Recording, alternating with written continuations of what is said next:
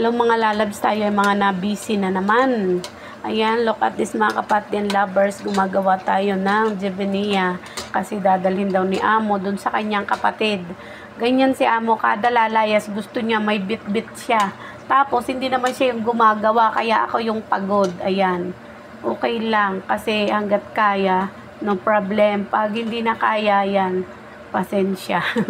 Yan guys, ganito lang gumawa niyan, binibilot lagi, ginaganyan lang siya na hinuhulma ng pabilog. Depende ko anong shape na gusto nyo.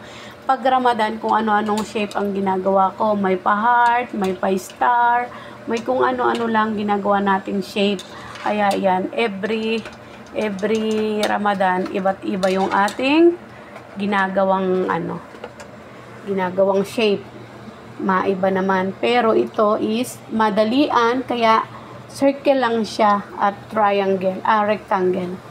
Yan lang yung ating luto for today. Ayun pa yung iba guys, so look at this, di ba, marami siya, parang style Ramadan.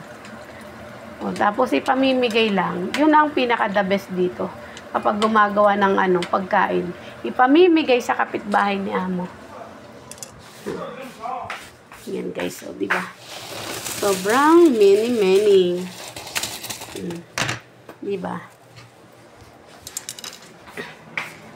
Ano ba? Ang nakakapagod ay yung magmasa ng magmasa.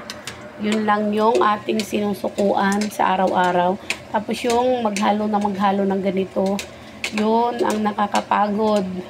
Pero maglinis ng bahay is normal lang kasi hindi naman binubuhat. Punas ka lang ng punas, magbabakyum. Yung paglalaban ng carpet naman, doon ka naman susuko. Talagang kailangan mo ng 100% na lakas doon. Kasi need ng malakas. Kasi sasakit ang braso mo kapag wala kang lakas. Kailangan pag nag-ano ka talagang ibubus mo yung lakas mo sa pagpusko, sa pagbaras ng mga carpet kahit siya ay di makina pa. Kailangan nasa iyo pa ding lakas yung manggagaling para maging malinis siya. Alam mo yung pinalabahan yung carpet dun sa loob is umabot siya ng 2 hours tapos 5 silang naglinis. How about ako lang mag-isa? Diba? Tapos isang araw lang dudumin agad ng mga apo ni Amo. Yun ang masaklap dun eh. Okay lang sana months bago siya dumumi. Kaso day lang, pag nagsama-sama ay talagang dugyot ang abot. Yan. Kailangan kasi guys, hindi titigilan siya para hindi siya masunog. Kasi need siyang golden brown lang siya. Hindi pwedeng siya. Hindi pwedeng tawag dun, over and over cook. Ayan, yan lang yung ating recipe for today na dadalhin sa anak ni Amo, ay kapatid ni Amo. Ayan, akala nyo guys kung napakadali lang gumawa ng mga ganito. Madali lang naman talaga kung ikaw ay may lakas at ikaw ay hindi napapagod. Kaso napapagod din tayo, di ba? Okay. Yan. Yung ating recipe for today. Ano daw?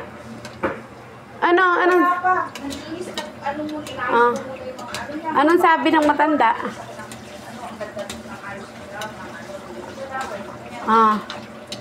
Nasaan na siya? Alis nga kami. Alis saan? Nasaan na siya? Matanda. Ayan nga, hindi pa kami tapos sa taas. Uy, ba't papunta na ng Kadika hindi pa tapos? Nasa yung matanda? Kasama nyo? Sabi mo dati yung delivery natin from Batha ngayon. Maria. Aywa? Nagiga. Sana na si Ladi. Itla, Sanriha, Zed.